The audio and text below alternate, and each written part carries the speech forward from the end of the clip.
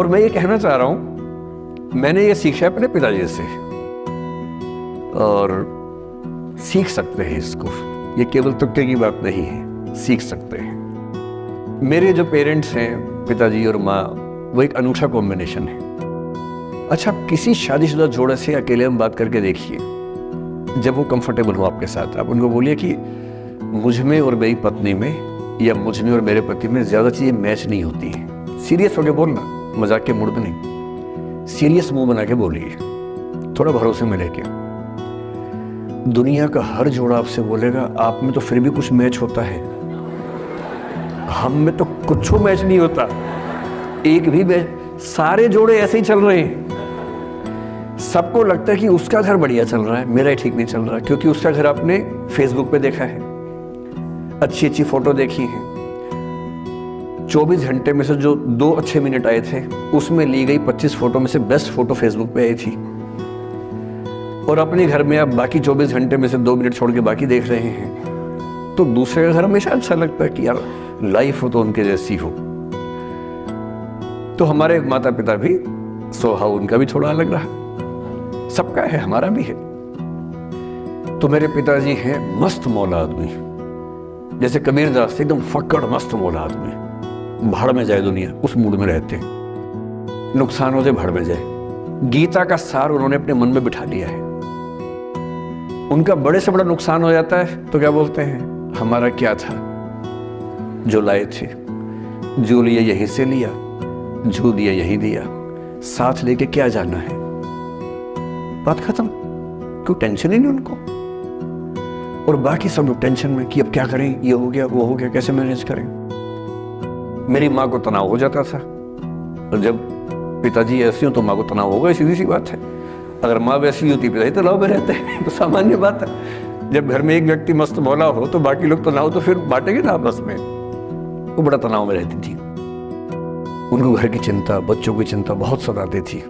पिताजी भी चिंतित थे बच्चों को लेकर, जैसे कोई पिता होता है, पर उनकी नेचर थी कि ठीक है देख लेंगे जो होगा, अरे देख लेंगे, अरे भाड़ में जाओ, उस मूड में रहते हैं, आज भी रहते हैं। मेरी माँ 73 की उम्र से कुछ महीने पहले चल बसी, उनका जीवन समाप्त हुआ। मतलब मुझे नहीं पता कि जीवन क्यों समाप्त होता है, क्योंकि बड़े बूढ़े कहते हैं कि हर व्यक्ति के सांस का इतिहास है, सांसें लिखी हुई है ईश्वर ने, उतनी सांसें मिलेगी। मुझे बहुत भरोसा इस बात में है नहीं, क्योंकि भगवान ऐसा क्यों करेगा कि जापान में सांसें ज्यादा लिखेगा और अफ्रीका में कम लिखेगा? भगवान ऐसा क्यों करेगा? और अगर सांसें पहले से लिखी हुई है तो हमारी जीवन प्रत्याशा क्यों बढ़ती जा रही है? अगर सांसें पहले से फिक्स हैं तो आजादी के समय से लेकर आज के 70 साल में जीवन प्रत्याशा लगभग 2.5-3 गुना बढ़ गई। और हम ये भी कहते हैं कि लोग खराब हैं। अगर लोग बुरे हैं तो जीवन छोटा होना चाहिए कर्मों के हिसाब से। लोग खराब हैं और जीवन बड़ा होता जा रहा है। तो मुझे उन मान्यताओं में बहुत भरोसा है नहीं कि सांसें लिखी हुई हैं। अगर सांसें लिखी होती तो मनुष्य की औसत आयु 25 साल से ऊपर नहीं होनी चाहिए थी, 25-30 मैक्सिमम। और हम 70-80 साल धूमधाम से जी रहे हैं, जिसका मतलब है कि ये भगवान से ज्यादा इंसान ने लिखा है, मेडिकल साइंस ने लिखा है, वैज्ञानिकों ने लिखा है। और मैं ऐसा व्यक्ति हूं, मैं बहुत धार्मिक व्यक्ति हूं नहीं, और मैं इसको छिपाता भी नहीं हूं। मैं बहुत छिप छिप के बहुत जी लिया। अब मैंने ठान लिया कि मैं जैसा हूं वैसा रहूंगा। ना मुझे किसी पार्टी से मतलब है, ना किसी विचारधारा से मतलब है। मैं विचार वाला आदमी हूं, धारा वाला नहीं हूं। जिसको धारा में बहना है बहे, हम तो अकेले चलेंगे, विचार के साथ चलेंगे। जो ठीक लगता है वो बोलेंगे और वैसे ही रहेंगे। हाँ, गलत बोलने से बचता हूं, किसी के बारे में गलत बोलना मुझे अच्छा नहीं लगता है, लेकिन जो सही लगता है वो तो बोलूंगा ना भाई। मेरे पिताजी 81 साल के हैं, अभी 81 साल के हुए कुछ दिन पहले, और एकदम मस्त मौला आदमी है, मुझसे ज्यादा युवा है। मैं 50 साल का बूढ़ा हूं, वो 81 साल के युवा हैं। उनके चेहरे की चमक, मतलब कई ट्यूबलाइट फेल है उनके सामने, ऐसी चमक चेहरे पर रहती है। क्यों रहती है? उसकी एक वजह यह कि वो रोज सुबह 2-3 घंटे प्राणायाम, योग, ध्यान, बहुत कुछ करते हैं। उनका भोजन इतना संतुलित है, सप्ताह में कम से कम 1 बार, कभी कभी महीने में 4 से ज्यादा 6-7 बार उपवास करते हैं पूरा। वो सब चीजें उनके अभ्यास में है, जो मेरे अभ्यास में उतनी नहीं है। मैं भी कोशिश करता हूं, पर अभी उतना सफल नहीं हो पा रहा हूं। पर मेरी राय में उनके इस सुंदर जीवन का सबसे बड़ा राज एक क्षमता है कि वो हर चीज को लेट गो कर देते हैं। तनाव उनके पास आता है तो फिसल के निकल जाता साइड से, लेते ही नहीं तनाव किसी बात का। कुछ भी हो जाता है तनाव ही नहीं लेते। और मुझे लगता है कि काश ये चीज मेरी माँ के स्वभाव में होती, कम से कम 10 साल उनका जीवन और ज्यादा तो होता। और मैं अपने अनुभव से बता रहा हूँ, बहुत विश्वास से बता रहा हूँ। मैं ना सोने जागने में नियमित व्यक्ति हूँ, ना मैं बहुत कसरत करता हूँ। ठीक हूँ, मतलब बुरा भी नहीं हूँ, ठीक हूँ। मेरी उम्र के अधिकांश लोग बीपी, शुगर, बहुत बीमारियों से ग्रस्त हैं। मैं फिलहाल नहीं हूँ। क्यों नहीं हूँ? मेरे पास इसका उत्तर एक ही है, मैं लोड लेता नहीं किसी बात का, दबाव लेता नहीं, तनाव लेता नहीं। भाई अच्छा हो रहा है तो भी ठीक है। जब मैं सफल, जैसे मैं 3 साल में पिछले काफी सफल हो गया, जितना मुझे नहीं होना चाहिए था, मैं तुक्के से हो गया हूँ सफल। अगर मैं सफल हो गया तो मैं इस बात का लोड भी नहीं ले रहा कि मैं सफल क्यों हो गया। अरे हो गया, तुक्के से तो हो गया। कई लोग हो जाते हैं, हम भी हो गए, ऐसा क्या है। कल को नहीं रहूंगा, मान लीजिए, ऐसा हो सकता है, कल को फेल हो जाऊं कहीं। फेलियर को पचाना पता नहीं कितना मुश्किल होता होगा लोगों के लिए। मैं अपने बारे में जानता हूं, मुझे मुश्किल नहीं होने वाला, क्योंकि मैंने सफलता का लोड लिया ही नहीं अपने ऊपर। विफलता मुझे क्या प्रभावित करेगी? बहुत फर्क नहीं पड़ता है।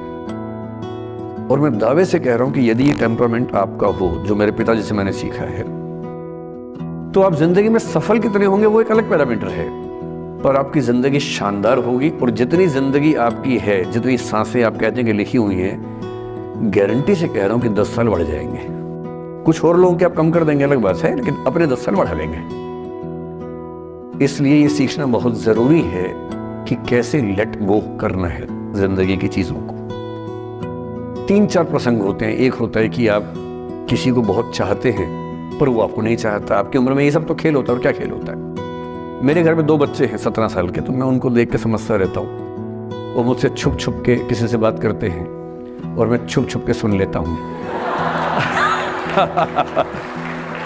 तो उन्हें नहीं पता, मुझे तो नाम भी पता है किससे बात करते हैं। एक आध का तो एड्रेस भी पता है मुझे।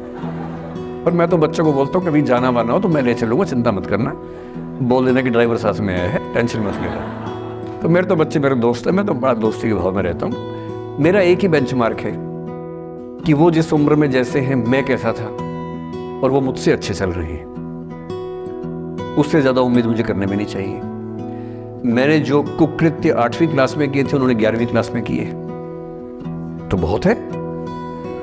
मैं ये क्यों मान के चलूं कि वो देवी देवता पैदा होंगे? मेरे ही तो बच्चे हैं भाई। जीन तो मेरे ही है, तो कैसे देवी देवता हो जाएंगे? तो ज्यादा उम्मीदें क्यों पालनी है बच्चों से भी? मैं क्यों चाहूं कि मेरा बच्चा IAS जॉब करे? क्यों करे? वो IAS भी क्यों करे? उसका मन करेगा तो करेगा, नहीं करेगा तो भाड़ में जाए। अगर वो कहेगा कि मुझे स्टार्टअप करना, स्टार्टअप कर लो भाई। अगर वो कहेगा मुझे कुछ और नौकरी करनी है प्राइवेट सेक्टर में, तो वो कर लो। मैं क्यों ठेकेदार बनूं उसका भाई?